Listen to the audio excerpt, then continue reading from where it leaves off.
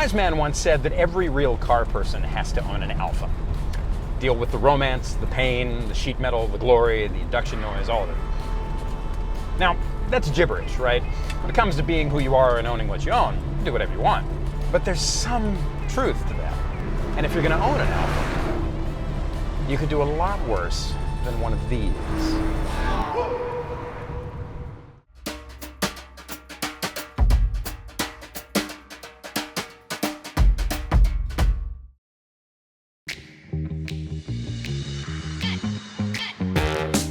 Before the war, Alfa made big, exotic luxury cars and sporting cars that were rooted in what they did really well then: Grand Prix racing. The road cars were basically the equivalent of Formula One engines dumped in something like a dumbed-down racing car chassis, clothed in immense luxury bodywork, and they cost a lot of money. Now, when the war ended, nobody had any money for that sort of thing, so Alfa did the next best thing. They looked around, started making affordable sports sedans and sports cars with advanced engines. They did 3 generations of that before they got to this basic car. This is a Giulia GT. In this spec, it's known as a GTV 2000. It was designed by Giorgetto Giugiaro when he worked at Bertone. He was just 22 when he penned the lines that made up this car. 22. When I was 22, I didn't know anything. I barely know anything now. Most people at 22 don't pop out genius. This is genius. Now, the ingredients here are pretty simple, but as with all good sports cars, sports sedans, especially the good Italian ones, it's the balance that matters. A-arm front suspension, a well-controlled live axle, and a twin-cam, aluminum head, aluminum block, hemi-chambered 4-cylinder that loves RPM. It's paired to a 5-speed manual that, for the time, was exotic. Most cars of this ilk and this budget had 4 speeds. It loves RPM. It loves to move around in a corner. It wants to be danced with.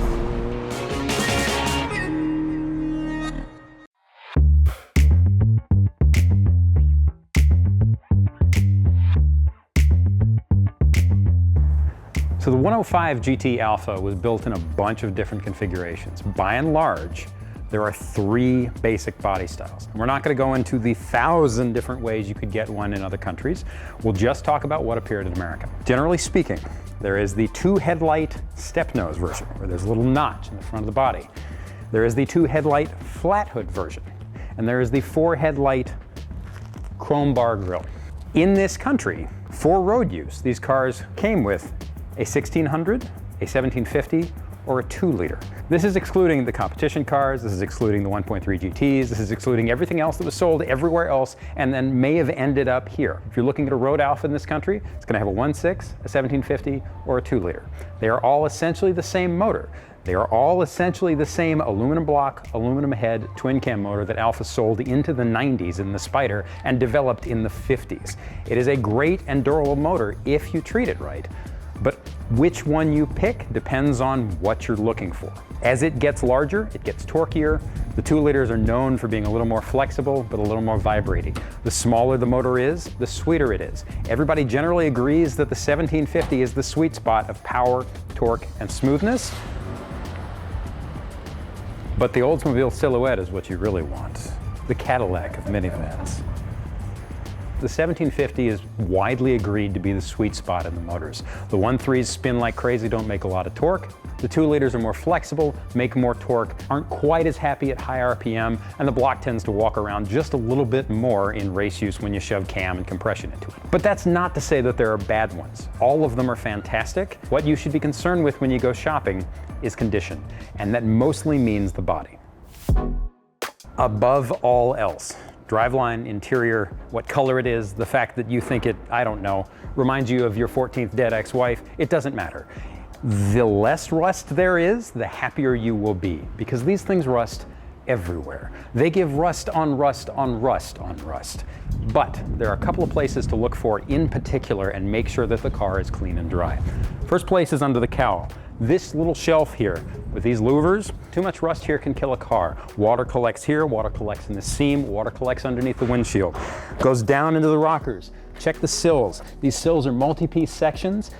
Look at the factory jacking points. A, they need to be there, and B, when you put a jack on them, they don't need to go crunch. There's a multi-layer sill beneath here that comes apart from the inside out. Water finds its way in there and just kills the car. Too much cowl rust, too much sill rust, easily you can end up with something that's shiny when you drive away from it. And the moment your mechanic puts it on the rack, he tells you that you need to spend 3 times as much as you paid simply to keep the car from falling apart. These things were cheap for a long time, and there were a lot of badly done restorations about 20 or 30 years ago. You need to pay close attention. You cannot be too careful. Look at the same area on the rear windshield, where it meets into the trunk, the apron that goes down underneath into the tops of the fenders. Normally this is a small, tidy lip. You want to look in that lip. Look underneath here in the apron. I'm not kidding. Literally everywhere. The bases of the windows. The seals leak. If the owner will let you, open the door, take a Phillips screwdriver. There are 4 screws on the sill. You can pull the sill cover in 5 minutes. Look underneath it. There's a crimp seal under that.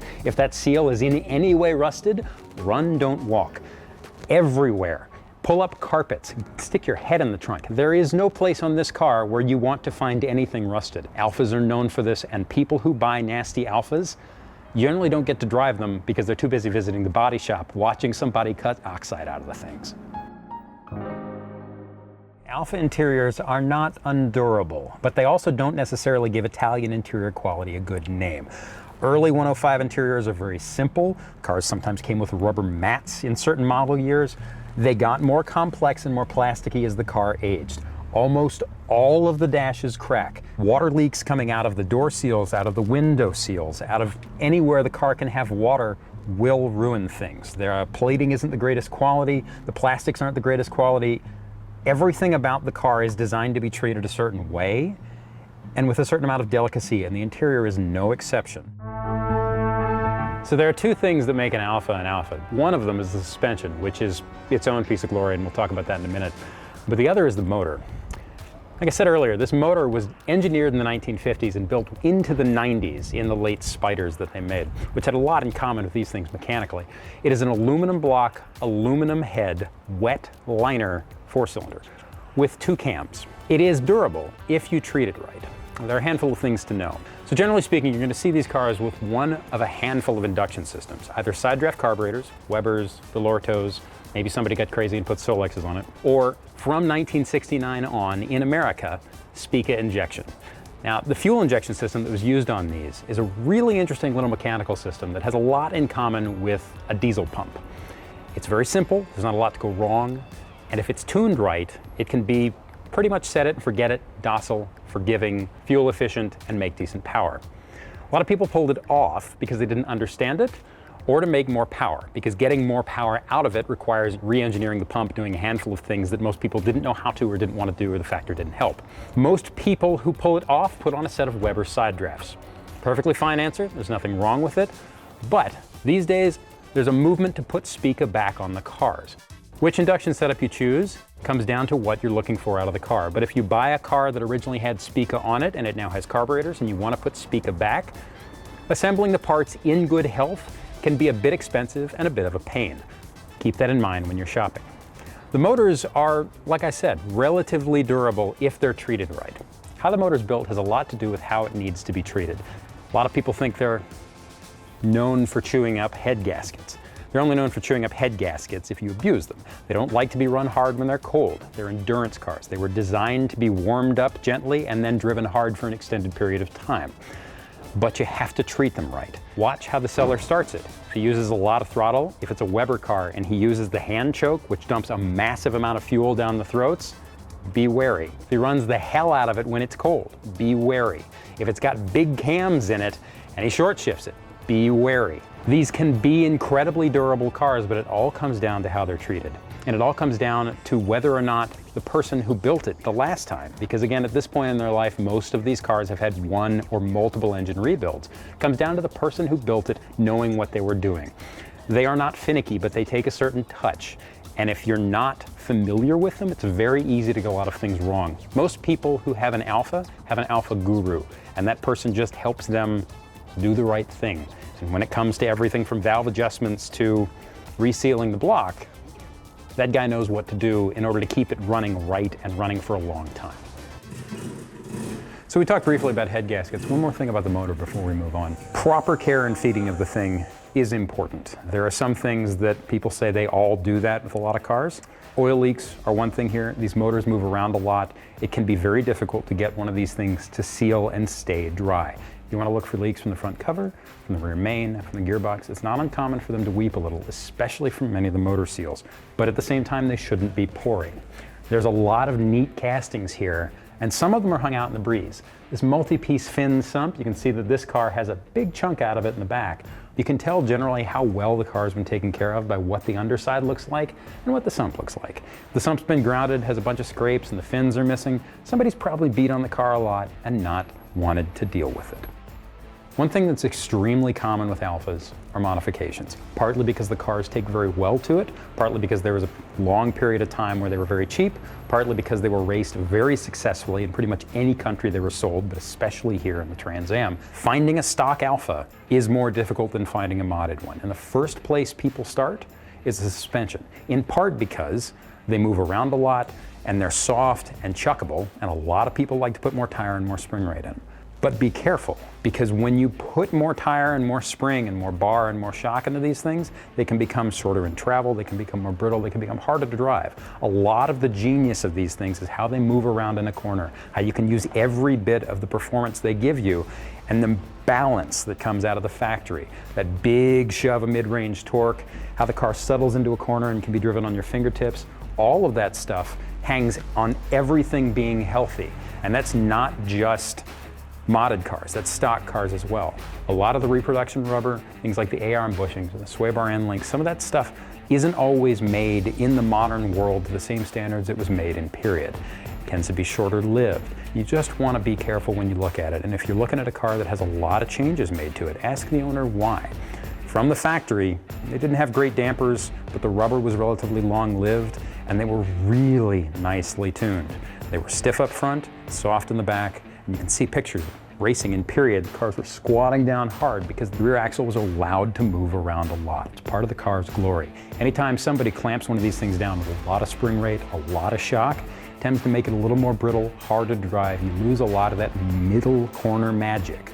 Same thing goes for the motor. A lot of the cams just add a lot of power up top, or even not that much more power, and take away the sweet, broad mid-range that was part of what made the car so charming to begin with. The gearboxes in particular are a neat part of the car. There's an awful lot of aluminum here. Big aluminum gearbox bolted to a small aluminum block.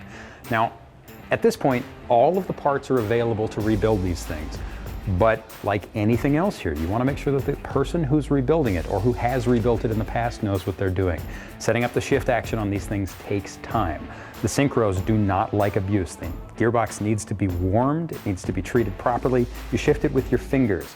Watch how the previous owner drives the car. If he's ham-fisted, if he's meaty, if he has a hard time heel and towing it, or even just making a downshift period, put that in your bank and think about it. These things are durable if they get the right treatment. The right treatment is fingertips, it's the right fluid, and it's somebody who set up the shift action properly, knowing what they were doing and knowing how the car wants to be treated. Synchros get crunchy, sometimes they pop out of gear. Same thing that a lot of gearboxes from this period do, but they're one of the neatest parts of the car. And there weren't a lot of cars sold in this price bracket that had a 5-speed, much less one this slick in period.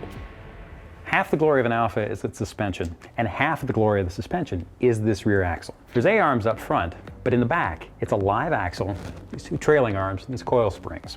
Now, this car has some aftermarket parts on it that help it work a little better, but by and large, the philosophy of these things is to let them be soft and let them move around. When you're looking at it, you want to look for a couple of things that will show you whether or not the car's been taken care of. Are the axle limit straps still there and still in good shape?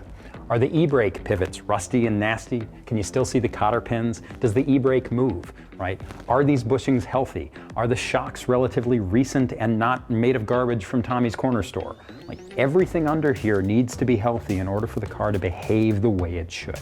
Even a badly driving Alfa is still a pleasant thing to drive, but the suspension helps make the car in a way that it doesn't on a lot of other cars, even a lot of other Italian things. And getting it right. Even the difference between bushings that have 20,000 miles of life on them and are brand new can be massive. This diff is large, has its own little sump, removable fin sump. It's a gorgeous piece. It looks like it came out of the 1950s, because it did. The limited slip unit is a clutch type unit, tends to wear pretty quickly. When they're fresh and new, you can tell. When they're worn out, the car will usually spin the inside rear a little bit going around tight corners. They're not expensive to rebuild, but the labor can add up. And more important, you want the person setting it up to know what they're doing. As with the front sump, make sure it hasn't been grounded out. The condition of the rear axle will tell you a lot about the condition of the car. Same thing while you're under here, check out the spare tire well, the fuel tank, all the seams. Be paranoid about rust. The Alfa 105 Series GT was built in so many variants that for this particular valuation chart, we'll focus specifically on the 2-liter injected cars from the early 1970s. In 2006, a GTV 2000 in number 2 excellent condition could be had for less than $30,000, with number 4 fair condition models valued at around $18,000. The car's stock has since risen, however, growing at about the same rate as the US economy. As of May 2021, an excellent condition 2-liter GTV is worth around $80,000. That said, well-used examples still remain affordable, with values currently hovering just south of $30,000. The mean price for the car is currently around $40,000. This video review is intended to give an overview of what it's like to buy an Alfa Romeo 105 GT, but keep in mind that values change over time. For even more details and up-to-date information, click the link below for a full written buyer's guide on Hagerty.com. You drive a car like this with your fingertips. It wants you to work with it. You can't abuse it, you can't be brutish with it. If you give it what it looks for, it flows, it dances back and forth with you. You don't think about any of the things that Alfas are traditionally associated with, right? Build quality, maybe being a little bit fussy. All the good, pretty things in this world are a little high maintenance, right?